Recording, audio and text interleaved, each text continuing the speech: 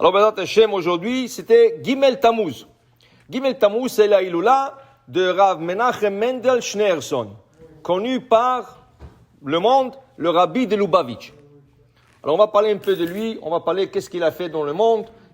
C'était le Rav qui voulait approcher tout juif, n'importe de quel niveau qu'il est, n'importe où il se trouve dans le monde, il voulait que ce juif mette le téphilim, mange kasher, pratique le judaïsme. Et là, partout dans le monde, il a envoyé ses shlichim, ses messagers, pour ouvrir de Bet Chabad, pour que le gens, là où il se tourne dans le monde, il trouve kasher, il trouve minyan, il trouve tout ce qu'il faut. C'était son rôle dans le monde. Et on sait qu'il n'y a pas plus grand mitzvah que de rapprocher le juif vers le judaïsme. Ça s'appelle Zikouy Arabim. Donner mérite au public. Et c'était la grandeur de Moshe Rabbeinu. Moshe Rabbeinu, qu'est-ce que c'était sa grandeur? Qu'il a enseigné la Torah à tout le monde. Et le rabbi, pas seulement qu'il a assuré que le juif mange kasher et qu'il mette le téphilim, il donnait gratuit, il envoyait des shlichim, donnait des bougies de Shabbat.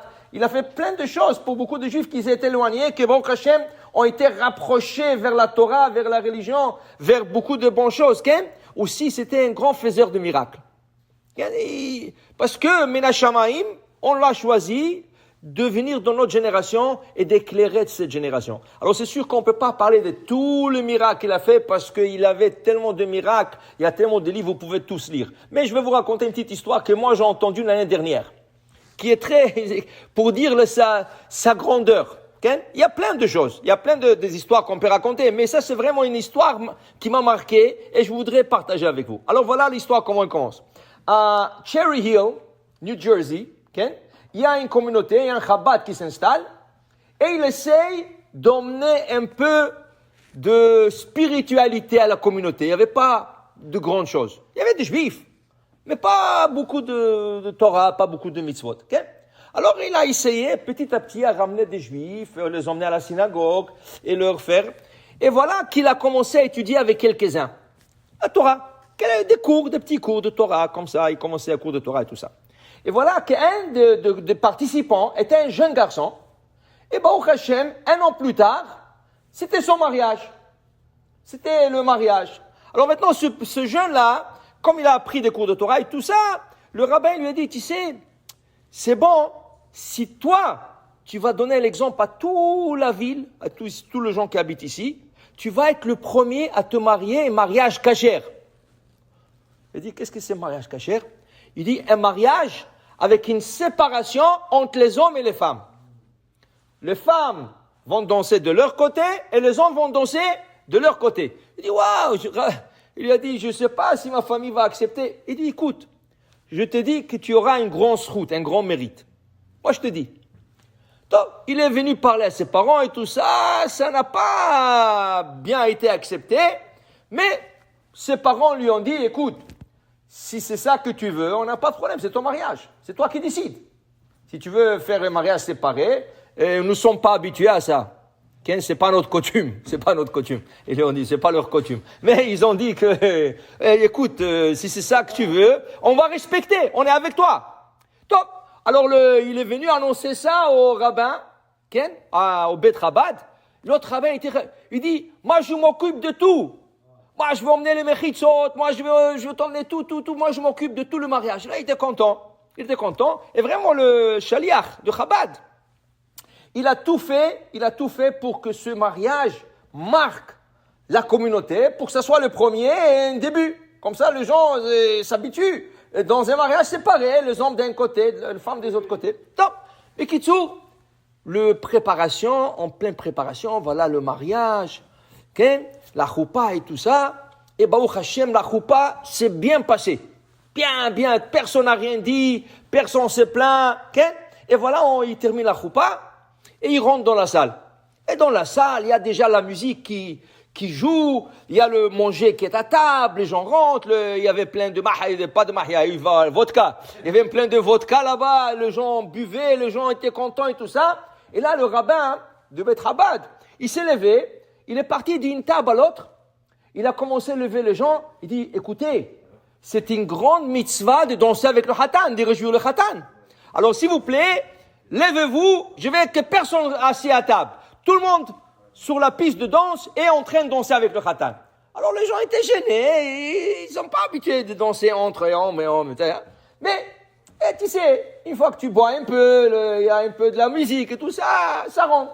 Ok, alors ça a commencé. Et les gens allaient, et le shaliah, il allait d'une table à l'autre, et du coup il arrive dans une table, il voit un homme s'asseoir. Un homme âgé, il s'asseoir. Il dit, écoutez, c'est une mitzvah de réjouir le khatan. Levez-vous, dansez avec le khatan. Alors l'autre lui dit, s'il vous plaît, je peux pas, laissez-moi. Il dit, non, écoutez, c'est une grande mitzvah, c'est le premier mariage dans cette ville, séparé, et je veux que le khatan, il voit que tout le monde est joyeux avec lui. Il dit, écoutez, laissez-moi, c'est bien, c'est bon. Il dit, alors l'autre ne lâche pas. L'autre lui dit, non, écoutez, moi je vais vous prendre dans la main. Il lui dit, je ne peux pas, laisse-moi tranquille, je ne peux pas. Alors l'autre, il commençait à devenir comme ça, sérieux. Il dit, alors l'autre, il lui dit, ok, ça va, mais qu'est-ce qu'il y a? Est-ce qu'il y a quelque chose qui ne va pas? Il dit, vous savez qui je suis? Il dit, non, je sais pas, mais vous êtes venu, alors j'imagine que vous connaissez. Moi, je suis le grand-père du khatan. Waouh! Tu es le grand-père du khatan? Alors pourquoi vous ne voulez pas réjouir votre petit-fils? Il dit, je t'explique, je ne peux pas. Alors il dit, ok, excusez-moi, je ne sais pas. Il dit, vous savez, vous voulez savoir pourquoi? Il dit, ok. Je me suis circoncis aujourd'hui. Ah, l'autre, il le regarde. Circoncis. Il dit, monsieur, excusez-moi, quel âge vous avez? 91 ans. Il dit, vous êtes circoncis aujourd'hui et vous êtes venu? Il dit, oui. Oui, c'est quoi ça? Il dit, écoutez, je dois vous asseyez-vous. Je vais vous raconter. Quand le petit il est venu à la maison, il a commencé à parler des mariages, il faut être séparé, il faut tout ça. Sa mère est capotée un peu, et sa grand-mère aussi, et tout ça. Qu'est-ce que c'est ça, ces histoires, tout ça? Et après, c'était pas la fin. Qu'est-ce qu'il nous dit? Il dit à son grand-père, à celui-là qui parle, il lui dit, toi, tu ne peux pas aller sous la choupa. Parce que ce monsieur-là, il est venu de la Russie, il ne s'est jamais circoncis. Alors il lui a dit, écoute, c'est sûr que tu vas venir au mariage, tu vas venir à mon mariage, mais tu ne peux pas être sous la choupa, tu n'es pas circoncis. Alors il dit, moi je lui regardais, moi je lui dis, tu es sérieux? Il dit, grand-papa, s'il vous plaît, c'est mon mariage, je veux que tout soit cachère. Cachère, tu ne peux pas vivre sans choupa. Il dit, c'est quoi ces histoires-là? Mais je voyais qu'il est sérieux, le petit. Et je ne voulais pas. Il dit, comment? 91 ans, et je ne vais pas participer au mariage de mon petit-fils? J'ai décidé de me circoncire le jour de son mariage.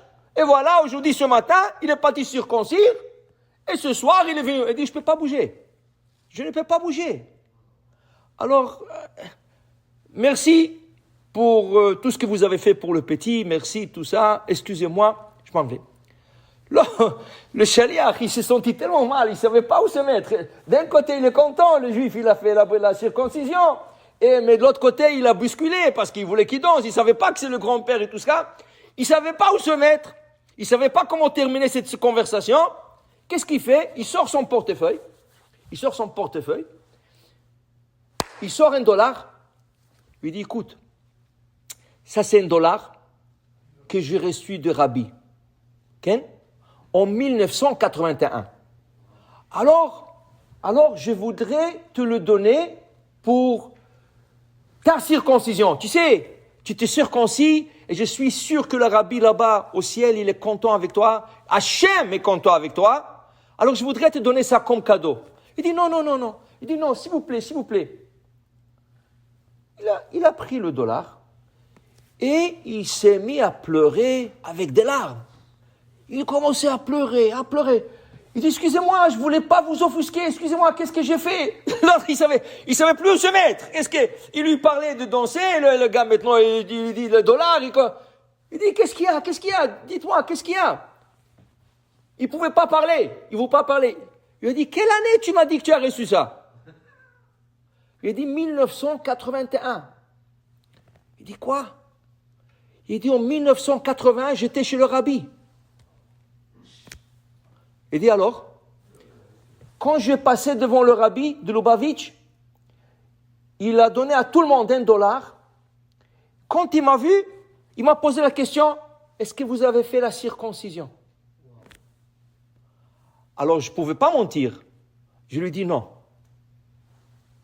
Le rabbi est sorti $1, il m'a donné $1, il m'a dit, le jour que vous allez vous circoncire, je vais vous donner un autre $. Et là, le rabbi est décédé, et voilà qu'il reçoit le $, de 1981, le jour de sa circoncision. Comment c'est arrivé? Quel ashgacha? Et le mariage de son... Alors pour te dire, regarde, le rabbi, il a vu ça, quelque chose qu'il n'était plus dans le monde, mais il surveille toujours. Alors, zchuto yagen alenu, v'kol amo Israël, amen, ki niratzon, bezrat Hashem.